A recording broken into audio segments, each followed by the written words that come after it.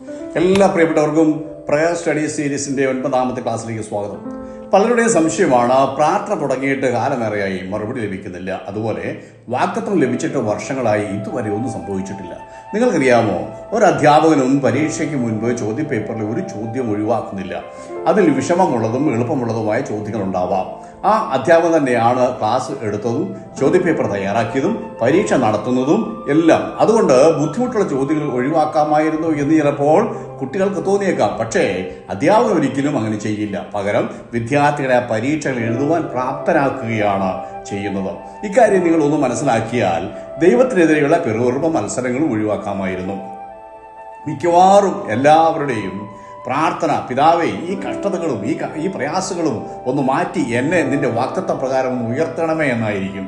ഓർമ്മിക്കുക, പ്രാർത്ഥനയുടെ ഏറ്റവും വലിയ മറുപടി നിന്റെ എല്ലാ പ്രശ്നങ്ങളും അപ്രത്യക്ഷമാക്കുക എന്നല്ല, നിന്നെ ദൈവം അനുഗ്രഹിക്കുന്ന വിധത്തിൽ ലക്ഷ്യത്തിൽ എത്തിക്കാൻ വേണ്ടി പ്രാപ്തനാക്കുകയാണ്, അല്ലെങ്കിൽ പ്രാപ്തിയാക്കുകയാണ് ചെയ്യുന്നത്. ഇത് തെളിയിക്കാൻ വേണ്ടി ഞാൻ ബൈബിളിൽ നിന്നും ഒരു ഭാഗം നിങ്ങളുടെ ശ്രദ്ധയിലേക്ക് കൊണ്ടുവരാനായിട്ട് താല്പര്യപ്പെടുന്നു.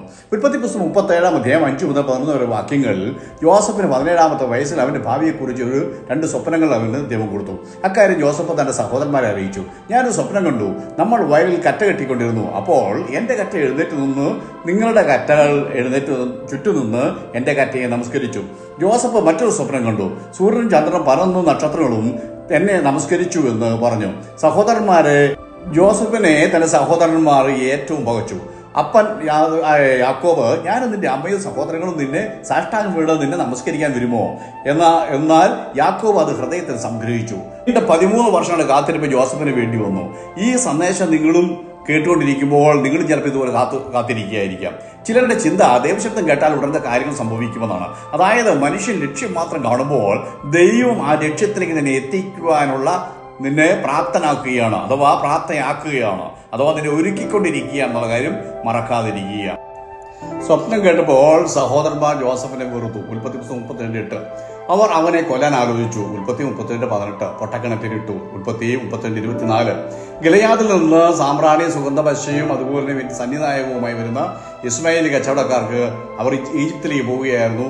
അവർക്ക് 20 വെള്ളിക്കാശിന് ജോസഫിനെ വിറ്റു. ശ്രദ്ധിക്കുക, ദൈവത്തിന്റെ പദ്ധതിക്ക് തുടക്കം കുറിക്കുമ്പോൾ എതിർപ്പുകൾ ഉയരും എന്നുള്ള കാര്യം മറന്നു പോകരുത്.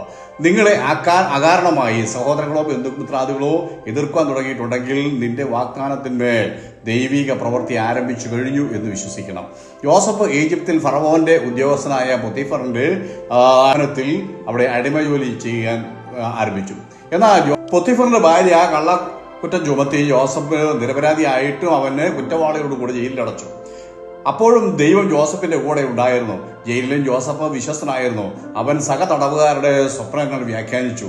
പാനപാത്ര വാഹകൻ പറഞ്ഞു, ഞാൻ നിന്നെക്കുറിച്ച് ഫറവോനോട് പറയുമെന്ന്. എന്നാൽ 2 വർഷം അവൻ ആ കാര്യം മറന്നുപോയി.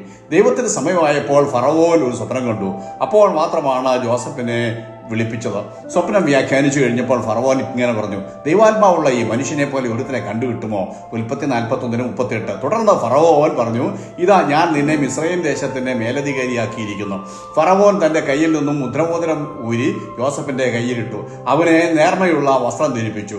ഒരു സ്വർണ്ണ സരപ്പളിയും അവന്റെ കഴുത്തിൽ ഇട്ടു. തന്റെ 2-ാം രഥത്തിൽ ജോസഫിനെ കയറ്റി 13 വർഷം ദൈവം ഭരണാധികാരിയായി ജോസഫിനെ ഒരുക്കുകയായിരുന്നു, അഥവാ പ്രാപ്തനാക്കുകയായിരുന്നു.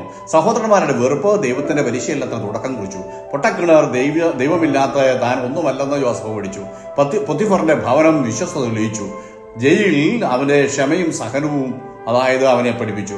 കൊട്ടാരം ഭരണത്തിന് ഒരുക്കപ്പെട്ടവന്റെ ദൗത്യം ഏൽപ്പിച്ചു.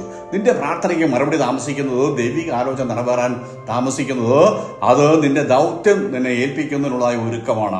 യോസഫിന്റെ 17-ാമത്തെ വയസ്സിൽ വാഗ്ദത്തം, 13 വർഷം പരിശീലനം, അതിനുശേഷം 30-ാമത്തെ വയസ്സിൽ അവൻ കൊട്ടാരത്തിൽ എത്തി. നിരാശ വേണ്ട, നിന്റെ പരിശീലനം നടക്കുകയാണ്. എത്രയും വേഗം നിന്റെ ഉത്തരവാദിത്തത്തിൽ നീ പ്രവേശിക്കും. എന്നോട് ചേർന്ന് പ്രാർത്ഥിക്കുക. സ്വർഗീയ പിതാവേ, എൻ്റെ പഠനത്തെയും ശുശ്രൂഷയും അങ്ങ് സമൃദ്ധമായി അനുഗ്രഹിക്കണമേ. ഞാൻ പഠിക്കുന്ന ഓരോ ബൈബിൾ സത്യങ്ങളും എൻ്റെ ജീവിതത്തിൽ ഫലം കാണുവാനിടയാക്കണമേ. ഞാൻ മറുപടിക്കായി കാത്തിരിക്കേണ്ടി വരുമ്പോൾ നിരാശപ്പെട്ടു പോകാതെ വിശ്വാസം ക്ഷീണിച്ചു പോകാൻ നിലകൊള്ളുവാൻ എന്നെ പഠിപ്പിക്കണമേ. അങ്ങയുടെ സമയമാണ് ഏറ്റവും നല്ലതെന്ന് വിശ്വസിക്കുന്ന ഹൃദയം എനിക്ക് നൽകണമേ. എൻ്റെ പ്രാർത്ഥനയ്ക്ക് അങ്ങയുടെ ജ്ഞാനപ്രകാരമുള്ള ഉത്തരങ്ങൾ നൽകണമേ. എൻ്റെ കർത്താവും രക്ഷിതാവുമായ യേശുക്രിസ്തു നാമത്തിൽ ചോദിക്കുന്നു, കേൾക്കണം പിതാവേ. ആമേൻ, ആമേൻ. കർത്താവ് നമ്മെ എവരെയും അനുഗ്രഹിക്കുമാറാകട്ടെ. നിങ്ങൾക്ക് ഈ സന്ദേശം താല്പര്യപ്പെട്ടുവെങ്കിൽ ലൈക്ക് ചെയ്യുക, ഷെയർ ചെയ്യുക, ഫോളോ ചെയ്യുക. അടുത്ത ക്ലാസ്സുമായിട്ട് കടന്നു വരുന്നവരെയും കർത്താവ് നമ്മളെ അനുഗ്രഹിക്കുമാറാകട്ടെ.